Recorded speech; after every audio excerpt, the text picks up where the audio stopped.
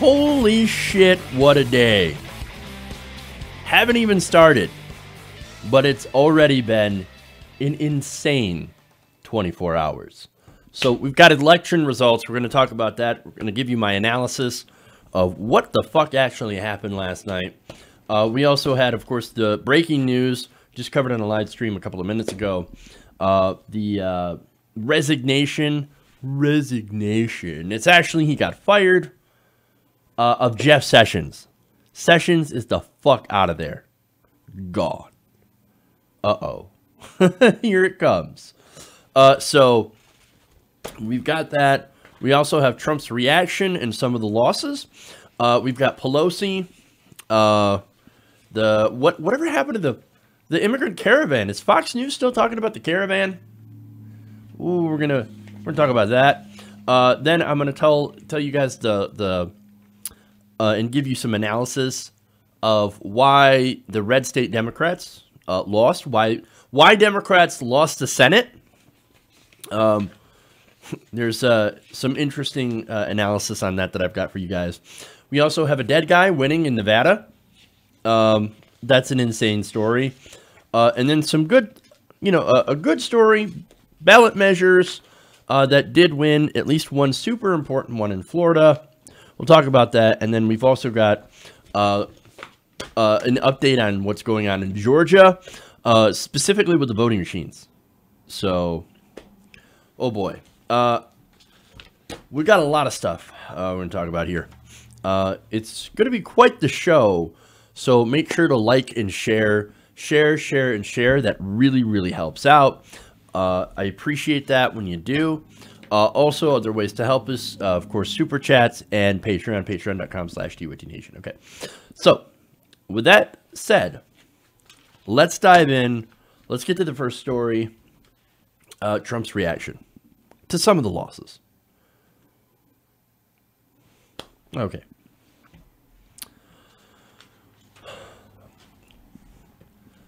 So last night, there was a little bit of a blue wave. Not a huge one. It wasn't a tsunami or anything like that, but it was a wave. It was sort of a middling wave, not a huge wave, but a wave nonetheless, right? So there were some Democrats. Democrats actually took the House. They did not win the Senate, but you also had some Democratic governors winning in some areas.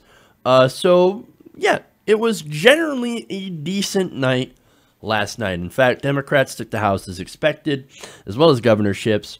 Republicans took the Senate, mainly by beating centrist Democrats in places where Trump did very well in 2016, places like Texas, Florida. Also, Trump allied candidates had won. So now everybody was fairly curious. At least I can say that I'm curious, right? How President Trump would respond to some of the losses last night. Well, as I said before, that basically ended one-party rule in Washington. Now we've got divided government. Now we've got a House run by Democrats who have promised to do a lot of investigations, right? Well, in a press conference this morning, President Trump started out by doing this. Watch. Mia Love. I saw Mia Love. She'd call me all the time to help her with a hostage situation, being held hostage in Venezuela. But Mia Love gave me no love, and she lost. Too bad. Sorry about that, Mia. And Barbara Comstock was another one. I mean, I think she could have won that race, but she didn't want to have any embrace. For that, I don't blame her. But she lost, substantially lost. Peter Roskam didn't want the embrace. Eric Paulson didn't want the embrace. And in New Jersey, I think he could have done well, but didn't work out too good. Bob Eugen, I feel badly because I think that's something that could have been won. That's a race that could have been won. And John Faso, those are some of the people that, decided for their own reason not to embrace whether it's me or what we stand for. Oh, okay. So he starts out by saying, losers. I can't believe you lost. But you lost because you didn't embrace me and what I stand for. So, Mia love didn't give me no love. Bye-bye, Mia. So this is your president basically mocking Republicans for losing. Now, look, this makes all the sense in the world. If you know Donald Trump, you know that he's got no time for losers. He doesn't like losers. He only likes people who win. So him mocking those people, especially for not sucking up to him, which, by the way, if they had and they had lost, well then, it's not my fault. In fact, as the results started coming in, he immediately blamed Paul Ryan for whatever losses that they were going to have. Remember, this is the guy who made the entire midterm basically a referendum on him. Now, he tried to at least make it a referendum on him. I think it was more successful, actually, about when it comes to galvanizing his base, something that maybe the Democrats should think about doing, with fear and, oh, hey, immigration, right? Here comes the caravan. Here comes the caravan. Here comes, be afraid, be afraid. They're coming to replace you, right? They're funded by George Soros. They're coming to replace you and vote for Democrats. So you got to vote Republican. Well, it didn't necessarily work, at least when it comes to the House races. But again, Trump 101 is, well, look, it's not my fault you lost. It's never my fault. In fact, if you had just embraced me just a little bit more, then maybe you would have won. Trump 101, man. Blame the loser. And if they win, well, then you take the credit. Okay. Anyway. Let's move on here.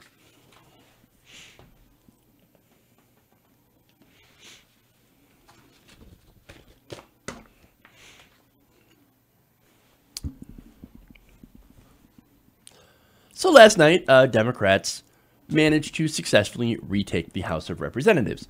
Well, that means Minority Leader Nancy Pelosi will no longer be the minority leader. In fact, now we've got to figure out who's going to get the Speaker's gavel. Well, after Democrats retook the House, a lot of people were critical of statements made by Pelosi during a speech last night. In fact, she said, "We will have accountability and strive for bipartisanship," she said in D.C., echoing comments she made earlier in the day.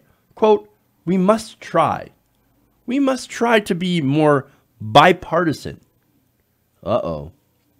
In fact, she says, she continues, we have a bipartisan marketplace of ideas that makes our democracy strong. We have all had enough with division. She also said, she also called for unity in the name of the vision of the Founding Fathers. So here she is, after Democrats retake the House, saying, we all need to come together. We've got to come together. And we need more bipartisanship in Washington. Now, the problem with that is that, look, we just, in a normal system, I would say, great, bipartisanship. But then you would actually have to have good ideas to bring to the table on the other side. What ideas do Republicans have on the other side? Hate, division, tax cuts, and deregulation. That's all they have at this point. They don't have anything else because they've went so far to the right. Obamacare, the thing that they've always, that they had run against before and capitalized, that was their idea for healthcare reform. They don't have any other ideas. So this whole idea of, oh no, we need to come together and we need to unify over and get into the spirit of bipartisanship. Well, it's ridiculous because, again, they bring nothing to the table. Nothing. But anyway, I'm not the only one who has been critical of Pelosi. In fact, on Twitter and social media, she faced a big backlash after saying this. Let me read you some here. Nora Betimmons said, quote, Pelosi is promising bipartisanship and Dems are nowhere near winning yet. They've learned nothing. And now this was actually before it was announced that they won the House. They also said, This is Patricia Wallinga saying on Twitter, as one of her constituents, no thanks. Meeting the Nazis halfway is 50% more Nazism than I can tolerate. Nice. That's of course, look, you look at all the white supremacist shootings that have happened in just the last 2 weeks. 4 different shootings done by white right-wingers. People who are embracing white supremacists' views and sexism and misogyny. Doing that violence. And Pelosi's like, bipartisanship. No, I don't think so. I don't think so. Now, Chris V says, let's play nice with hyenas and hope they won't bite us. Surely it will work this time. Of course, that's a pretty good reference to what Democrats have been doing all along. Every time they get an advantage in government, whether it be the Senate or the House, they're the first ones to reach across the aisle. Problem is that you never see Republicans do the same thing. No, Republicans, the only time they reach out is to slap us in the face. I mean, look what happened. As soon as Republicans gained control of government, immediately they tried, unsuccessfully, sure, to repeal the ACA, to take away health care for millions of Americans. Now, the ACA is far from perfect, but it did give people the ability to get health care and health insurance, especially when it came to the Medicaid expansion. Republicans immediately wanted to rip that up. They did not reach across the aisle. They don't care about reaching out to the other side. So why are Democrats so concerned with reaching out to the far right? And of course, the one thing that they do always reach out and actually successfully do bipartisanship is, of course, on deregulating the banks. And that's exactly what happened. There's more. Imaginary Canadian pronoun jail tweets, and I love that name, by the way. Dear Nancy, either straight up resign or tell me when in the last decade Republicans have ever showed even the slightest spirit of bipartisanship when they held the reins. And, well, never. You can't really point out any time in the last 10 years. And finally, David Clean tweets on Pelosi, nothing that's happened tonight has made me think that sticking with the exact same Democratic leadership that delivered us Trump 2 years ago has been a prudent strategy. There are lots of exciting new faces tonight, and they need to take over ASAP. Maybe people like Barbara Lee, who is far more progressive than Nancy Pelosi, and is a woman of color to boot. So why not replace Pelosi? Well, there are people who are apparently diehards that can't wait to defend her. Here's one of them. Now, this is Washington Post columnist Megan McArdle. She said, Nancy Pelosi is probably the most effective Speaker of the House in living memory. I understand the arguments for ditching her, but can't help feeling Dems would be fools not to put her in the position where she can do the most good. Now, what's the translation to that? Where does she do the most good? She actually does the most good at raising money from big corporations. That's what she's good at. She goes and begs corporations and big donors for money, and then they give her that money, and then she gives it to other corporate Democrats. That's the role Nancy Pelosi plays, and she plays it very, very well. She is deep in the cocktail circuit. That is also why she is disconnected from regular human beings. She doesn't understand regular people. She doesn't understand what we go through because she is so deep into that Washington elite bubble that she'll never understand. She doesn't understand why people are angry at her. She doesn't understand why people want to challenge her leadership. And by the way, under her leadership, there have been historic losses for the Democrats. Thousands of seats across the country. The loss of the presidency, and first the House, then the Senate, then the presidency, and then, thanks to progressives running, Democrats have actually regained the House. So what has her leadership done? Nothing. And so her her repeated calls for bipartisanship, they hurt the party. They are hurting us more than helping us. As I said before, if we lived in a normal fucking world, then bipartisanship wouldn't be a problem. But right now, we're living in insanity where we have, white supremacist terrorist attacks all the time now, killing more people than Muslims, extremists, killing more people than anybody else. 70%, 71% of all terrorist attacks, and actually it's probably even more now, are committed by right-wing terrorists. So you tell me why we got to reach out to that side and to a president that says, oh, no, there's good people on both sides. I don't agree with that. Pelosi, look, she's got to go. She's an ineffective leader. She's great at raising money, but that is the complete opposite of what we need. And so do the right thing, challenge her leadership, and actually put in leaders who represent us. Okay.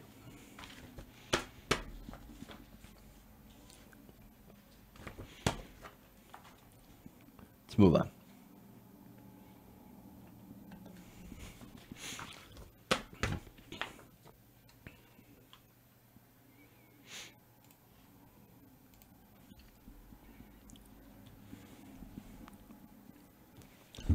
So now, in the lead up to the midterm elections that just happened last night, Fox News and President Trump have teamed up to talk about the immigrant caravan.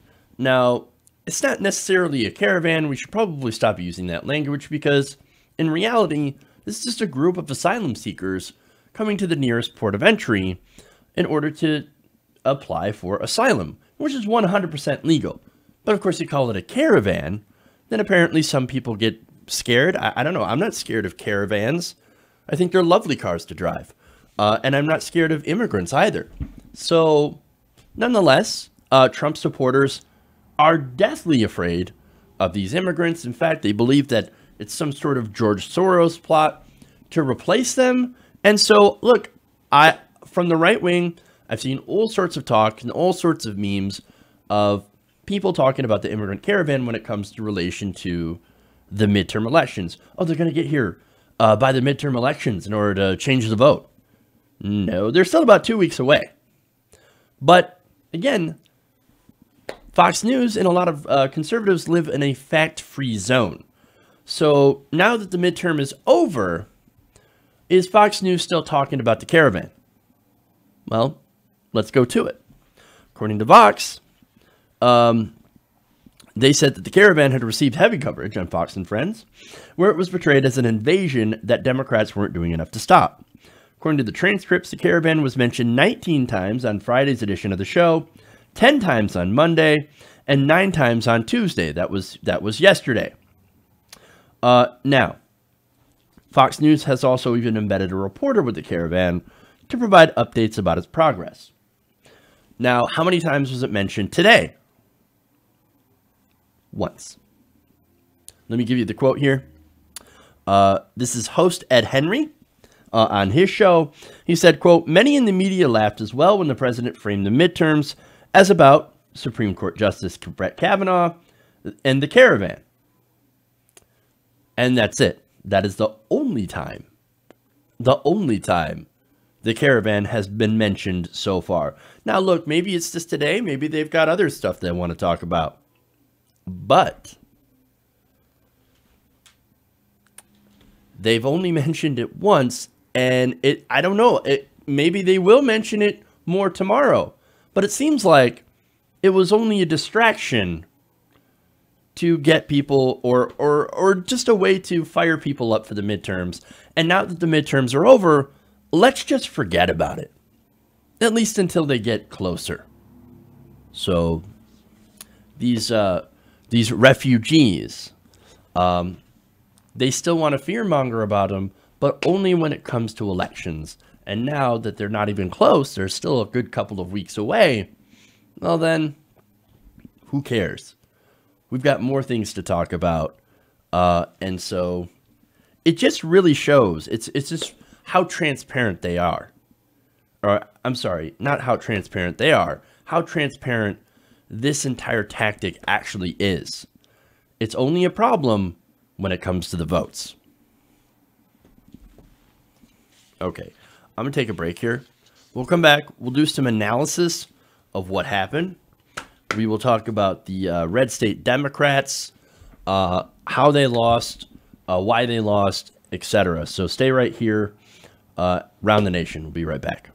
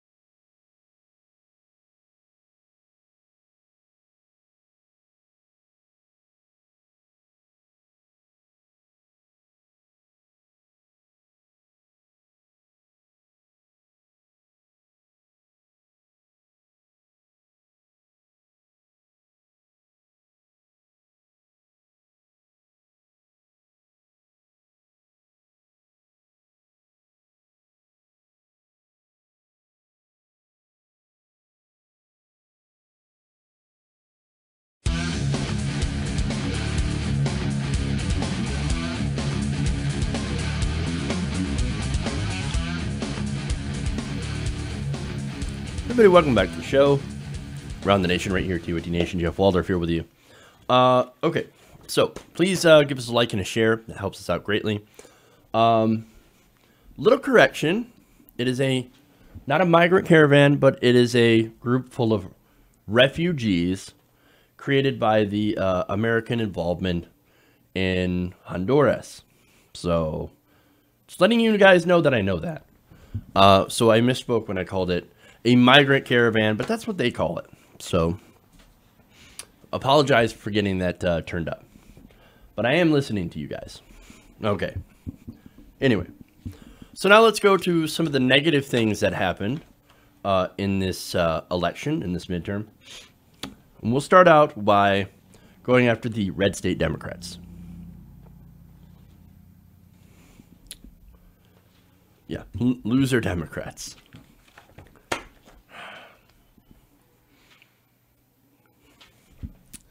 So the establishment says that in places where Trump did well, the way to win is to go to the right in an election.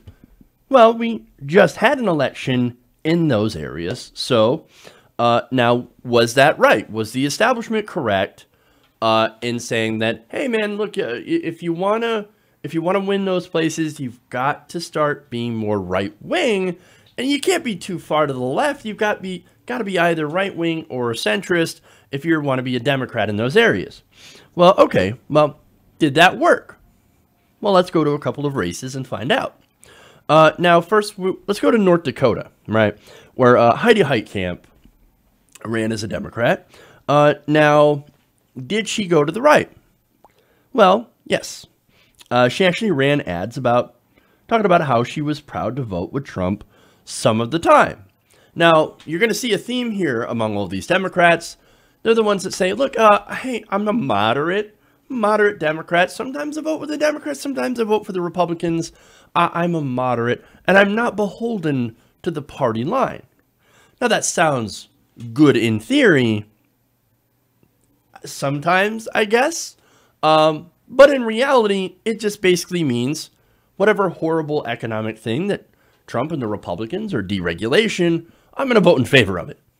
That's usually what that means. Now, Heitkamp, in her ad, she said, I'm Heidi Heitkamp, and when I ran for Senate 6 years ago, I said I wouldn't vote the party line because I don't think either party has all the right answers.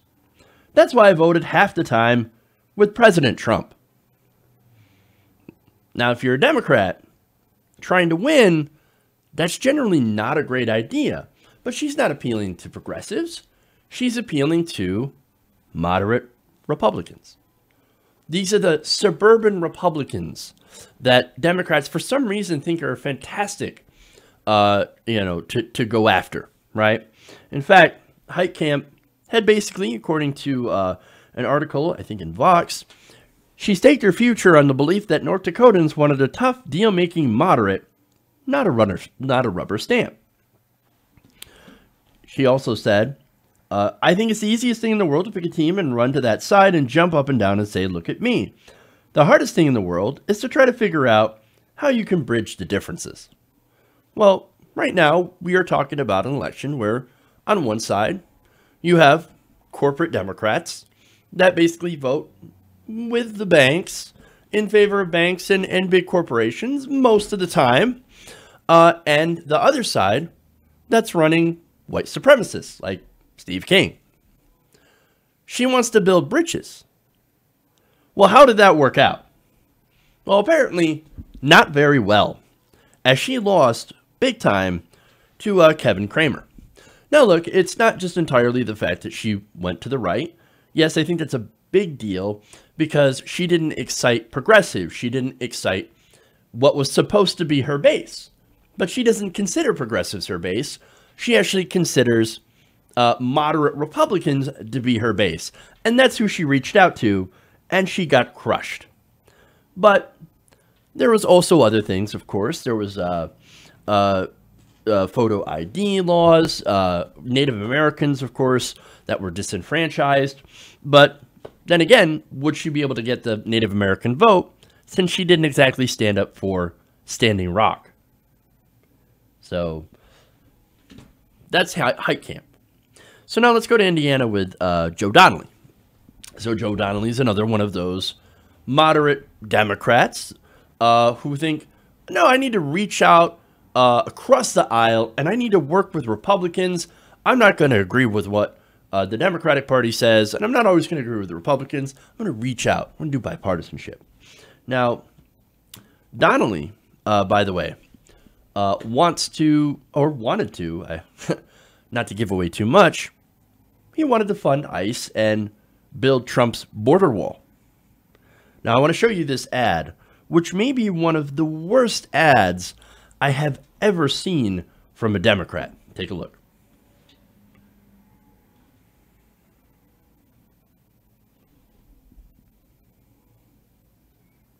Socialists want to turn health care over to the government. Over my dead body. Some in Congress want to let insurance companies deny coverage for pre-existing conditions. Not on my watch. The radical left wants to eliminate ICE. I support ICE in funding President Trump's border wall. Extremes on the left and right want to cut defense spending. I don't want our troops in a fair fight. I want them to have the best. As President Reagan said, peace through strength. I'm Joe Donnelly. I approve this message. Ronald frickin' Reagan. That's a Democrat ad. Now, I would think that that's actually a moderate Republican ad. Like, oh, I'm not like the right, I'm not like the left. Because look at the left. I mean, those radical socialists want to create socialized medicine, which works in every other country that they've ever tried it. But it's not going to work here because I don't want it. See how moderate I am? Again, one side is white supremacists and neo-Nazis. That's the side that they go for. And rich people. And the other side is, corporate Democrats, basically. And Joe Donnelly's like, no, I got to find the middle of that. That is what we call radical centrism. And so what happened to Donnelly? Donnelly got crushed. Moving on, let's go to Claire McCaskill, right? Now, Claire McCaskill, she was in Missouri. So now, interesting thing about her, she won in 2006. She barely won re-election in 2012, where she was lucky enough to face off against Todd Akin. Now, Todd Akin is known as the legitimate rape guy. So that was like a gift from heaven, man. Like, oh yeah, oh, you're gonna talk about how there is legitimate rape? Oh, please continue, Todd Akin. She barely also won in that election, but, well, she didn't win this time. And I'm going to show you an example why. Now, according to the New York Times, Ms. McCaskill turned heads in the campaign's closing days by backing Mr. Trump's polarizing approach to the caravan of asylum seekers marching toward the southern border and releasing a radio ad that described her as, quote, not one of those crazy Democrats. Crazy Democrats. Now, you realize, McCaskill, you're a Democrat, right? And you're trying to excite your base by, excite your base to get them out to the polls. But you're saying, I'm not one of the crazy Democrats. Vote for me. Why would anybody want to vote for you? And besides, before we get to that, let's get into what she thinks a crazy Democrat actually is. And I'm going to go to her talking about that on Fox News. Let's take a look. Who's the crazy Democrat? The crazy Democrats are people who walk in restaurants and scream in elected officials' faces. The crazy Democrats we have a state senator here in Missouri that actually advocated for the assassination of President Trump. That's a crazy Democrat. I don't do those things. I am not somebody who thinks that we should ever be uncivil. I think what most Missourians want is for us to listen to each other, figure out where we can compromise, not scream in each other's faces, not call each other names. So I'm really talking about civility here. I'm talking about being polite, having good manners. Well, just to be clear, there's not another crazy Democrat in the Senate. Well, I would say this. I would not call my colleagues crazy, but Elizabeth Warren sure went after me when I advocated tooling back some of the regulations for small banks and credit unions. I certainly disagree with Bernie Sanders on a bunch of stuff. I disagree with Bernie Sanders on a bunch of stuff. Bernie Sanders, by the way, well, I wouldn't call him crazy, but I disagree with him a lot. He's the most popular politician in the country. Elizabeth Warren is also not far behind. Oh, but, crazy Democrats, right? The people who yell at people, at elected officials in a restaurant. Claire, are you worried about somebody yelling at you in a restaurant? Well, I guess you don't have to worry about it anymore because you got crushed. You lost. But I love the false equivalence here, right? So, for example, somebody interrupting Mitch McConnell at dinner and being too loud. Well, that makes you a crazy Democrat, right? but allying with white supremacists, which is what they do on the other side, if they are not already white supremacists. That's okay. I'm not going to call that out. Why? It's because the voters that I'm trying to court, people on the right, instead of progressives, well, I mean, I'd rather go and court those people. Right now, again, I keep hammering this point home. We've got right-wing terrorists out there killing people in the streets. But don't yell at Mitch McConnell. That is uncivil. Terribly uncivil. That's Claire McCaskill for you. These Democrats, McCaskill, Donnelly, and Heitkamp, lost. They lost because they were not progressive. They lost because they shit on progressives. But there's more.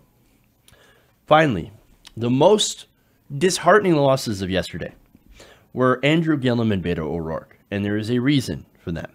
Now, Gillum was running in Florida against an incredibly, deeply racist candidate, Ron DeSantis. This is the guy who released an ad saying that, hey, if you vote for the black guy, then you're going to monkey it up. Don't let him monkey up Florida. Deeply racist ad, and deeply racist candidate. Still, Gillum did not win. And here's the thing. I had a lot of hope for Gillum. In the primary, he had so much energy, and he was running on such a progressive platform, but he made the fatal mistake. As soon as he went to the general, he listened to the Democratic consultants and made a pivot.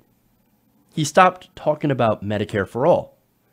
He stopped saying Medicare for all, and he started saying, well, I'm for affordable health insurance. I think that right there, that pivot, that change, killed his chances. Now, another thing that was mentioned that I noticed is that he had campaigned with Debbie Wasserman Schultz and Hillary Clinton. And Hillary Clinton is one of the most unpopular people in electoral politics today. She is deeply unpopular. She is more unpopular than Donald Trump. Why would you not want, why would you want someone like that campaigning for you? I'll never understand. So obviously these people were very deeply unpopular with progressives, the same progressives that carried Gillum through the primary process. So there were a lot of people, understandably, very, very angry about that. And so he made that pivot. He listened to the consultants, and it cost him. It cost him dearly. And it cost the residents of Florida deeply. But, of course, unfortunately, that's what a lot of these Democrats do. They end up pivoting. And when they pivot, it basically tells people that, oh, what I believed in the primary, I don't actually believe it. And so there's no trust there, right? And so when there's no trust, you depress the turnout. Now, losing Florida is pretty terrible. They're very important for 2020, of course. And speaking of losing Florida, we also have Bill Nelson. Now, Bill Nelson ran against Rick Scott. Now, Rick Scott is deeply unpopular in Florida. And he's also basically somebody who scammed the state out of millions of dollars. He did the largest Medicare fraud in history, in Florida history. Nonetheless, Rick Scott might actually beat Bill Nelson. Now, what's interesting is it's actually gotten close enough to where there is a recount, which is amazing in itself because Bill Nelson should have put away Rick Scott. As boring as Bill Nelson is, and by the way, he's about as exciting as a piece of driftwood, he should have at least beaten the deeply unpopular Rick Scott. And maybe he will, but it should have been a lot more than what it could be, which could be, 1 point. So it is deeply disappointing to see what has happened in Florida. And what's interesting is that there's a good thing in Florida. One of the biggest progressive ballot measures, giving people, millions of people, their right to vote back, won But yet, you've got progressive policy in ballot proposals winning, but you don't have Democrats winning, and that is a huge, terrible disconnect. But anyway, and look, you can also point out that maybe it's not Gillum's fault 100%, as there is voter suppression, of course, in Florida, right? Voter suppression, problems with voting machines, etc. And you can look to what happened with Beto O'Rourke and the Texas voting machines. You can also look what's happening in Georgia, between Brian Kemp, who is deeply corrupt, and his position controlling the elections is very problematic, and Stacey Abrams. Nonetheless, even with those issues, this election should not have been close. Gillum ran progressive. He should have stayed progressive, and the progressive base would have carried him through. Because when you think about it, you can't tack to the right, you can't tack to the center, and expect people who are racist to support you. And that was a big issue in the Gillum race. But progressives, again, put your faith in progressives and support progressives, and progressives will support you. But now, speaking of progressives, I have to be very fair here and talk about two progressive losses. I've been trashing corporate Democrats for this entire segment, so I'm going to be fair and I'm going to own up. Now, we had two losses, Randy Bryce and Richard Ojeda. Now, Ojeda, very strong campaigner in West Virginia. Now, this man made up a 40-point gap, but he wasn't able to close it completely and take away the win. Now, Ojeda, of course, wasn't quite as progressive on some of the policies, but he was very strong about it, what he believed in, and he was unapologetic. So, nonetheless, he didn't win. Not every place where you run as someone who is more progressive do you always win. And that happens, for example, Wisconsin. Now, Randy Bryce, Iron Stash, he also did not win. Now, Randy Bryce is a great example of somebody who did nothing wrong, ran a strong progressive campaign, but in the end was unable to pull it out. Now, there's no excuses on that one, right? Now, yes, he did chase out Paul Ryan, and that's great. But at the same time, he did get beaten by someone who was basically a clone of Paul Ryan. So, nonetheless, sometimes a good progressive can do all the right things and still lose. Victory is never guaranteed. But that doesn't mean that progressives can't win. And to balance this out, there were great progressive victories. Dana Nessel in Michigan for Attorney General. Deeply, deeply progressive. And Alexandria Ocasio-Cortez in New York's 14. Those are just a couple of examples of some good wins. And in fact, there was a lot of women of color who won last night as well. And there's a possibility that Stacey Abrams in Georgia can win as well. So there is that possibility. Now, as for the centrists, the centrist Democrats, we were unfortunately correct. They went to the right, they got clobbered. So maybe the next time, in some of these other races, we should try going left and see what happens. Okay.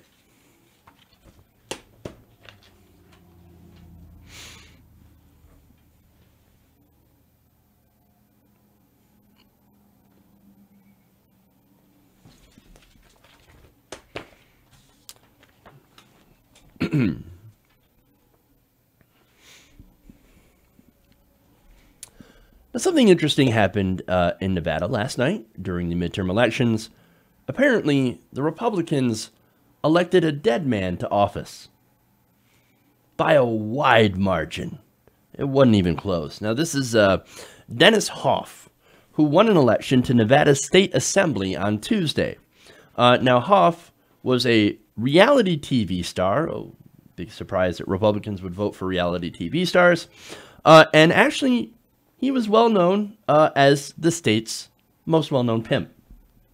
Now, he's a Republican, obviously, and he ran for Nevada's Assembly District 36 before he died in October at the age of 72. So he died weeks ago. But because of Nevada law, he was on the ballot, right? And the Republicans said, well, hey, look, we know he's dead, but at least still cast your vote for him. Now, here's the thing.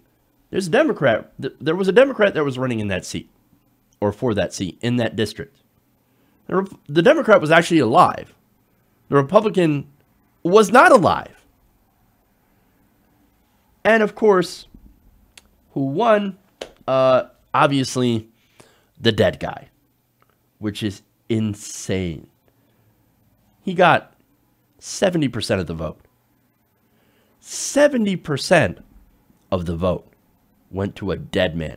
How bad of a Democrat do you have to be to lose to a dead guy? Wow. That's insane. Now, look, you could explain it as, look, Republican voters, they knew the guy was dead, and so the Republican Party gets to choose to replace him. And that's fair. So that's probably does explain why Republican turnout. Why Republicans still turned out for a dead man. But wow, man, that's insane. That just shows how, look, I don't even know the Democrat's name that ran against Dennis Hoff. That's how bad he did. That's how much he didn't matter. So, look, insane things happen in elections. Republicans voting for dead men, and Democrats not even having a chance. Party loyalty, man. It extends even beyond the grave. All right, we'll be back. More stories. Stay right here around the nation.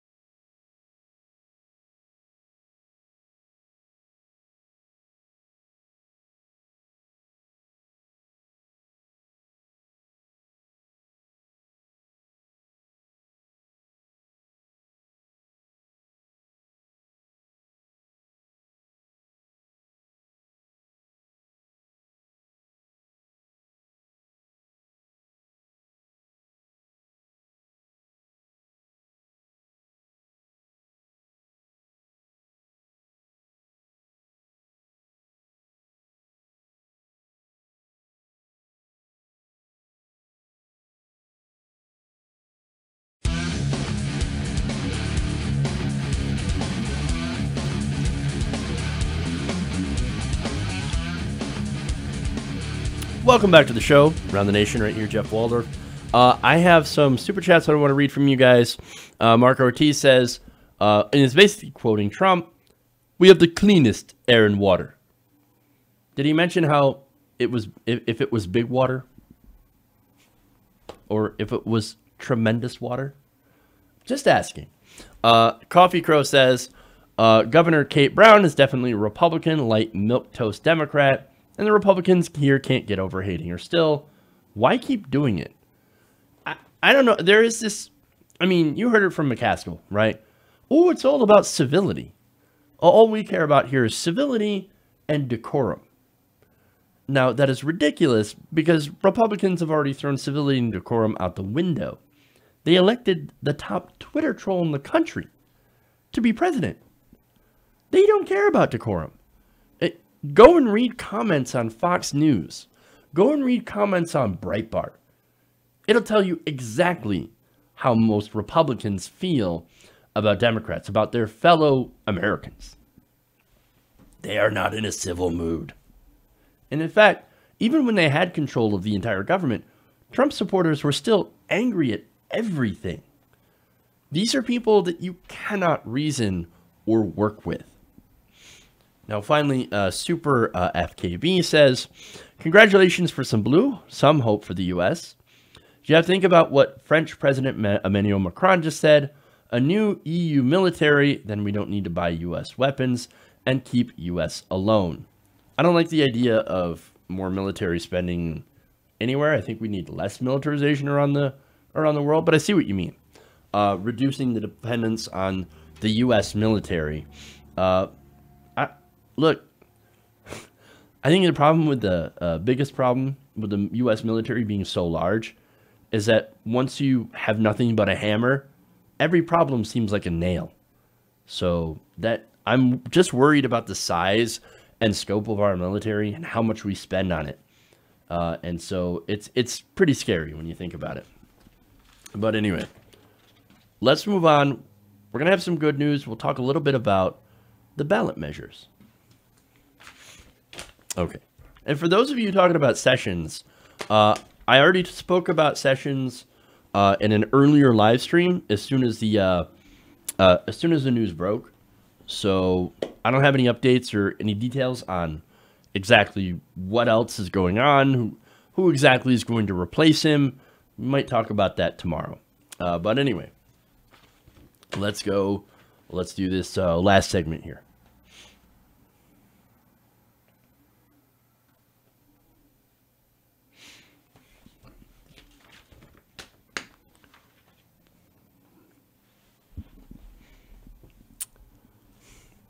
So in Florida, while there was the race between Ron DeSantis and Andrew Gillum, very, very high profile race, which didn't turn out very well for Andrew Gillum, unfortunately. However, there was a ballot measure on the Florida ballot that actually did very, very well, and that's very deeply progressive. Now, this was Amendment 4, and what it would do is that it would restore voting rights for 1.4 million state residents with past felony convictions who were barred from participating in elections for life. So the way Florida law worked is, hey man, you get a felony, that's it, you're done. Doesn't matter if you've served your time, doesn't matter if you've repaid your debt to society, we're going to take away your vote forever.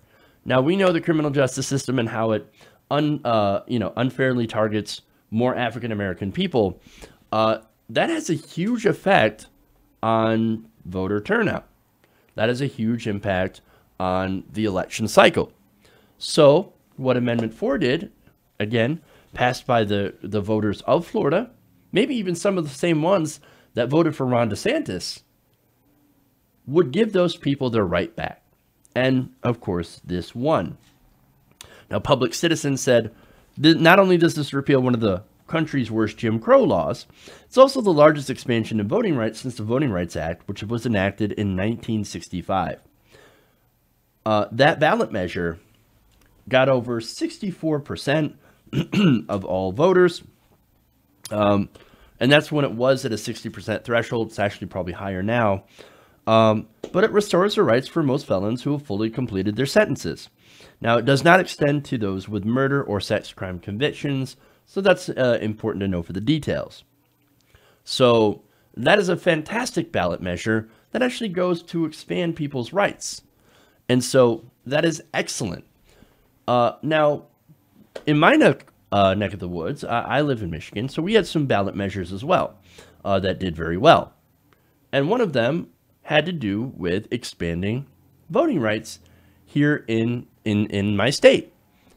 Now, it would give same-day registration or same-day voting registration and expand ballot access. There was also one that would fight gerrymandering to make sure that people were able to be represented in Congress. So those are two excellent ballot measures. And the third head in Michigan was legalizing recreational marijuana, which I'm hoping will lead to another amendment or another ballot measure that would actually lead to the expunging of records of people who were arrested when there was marijuana prohibition. So those are just a few examples of some of the fantastic ballot measures that actually passed around this country. So now it is interesting to see these progressive policies, these progressive ballot measures winning in these places, yet Democrats, who are more likely to represent and support the aims of these ballot measures, lose in the same states. It is very, very strange how this works. And look, I don't know necessarily the reasons of why certain voters do vote in certain ways, but at least in a lot of these states where you have progressive ballot measures that win, well, we've had some victories. And so last night, while it wasn't perfect, was actually a pretty decent night when it comes to voting and to people's rights. So I'm glad to see that people who, were disenfranchised this time be able to have their voting rights restored, because every American deserves the right to vote. Okay. There you go. That's all I got for you guys. Thank you for tuning in. Please like and share. And please consider subscribing to the channel. We're still working on getting 100,000 subscribers. We are at 92,000. So you can help us out by subscribing to the channel and sharing with your friends and your family and your neighbors and things like that. And getting them to subscribe and watch our videos as well. That would be excellent. So, all right, guys. Thanks a lot. Love you guys, and we'll see you tomorrow. Remember, change begins with you. Good night, guys.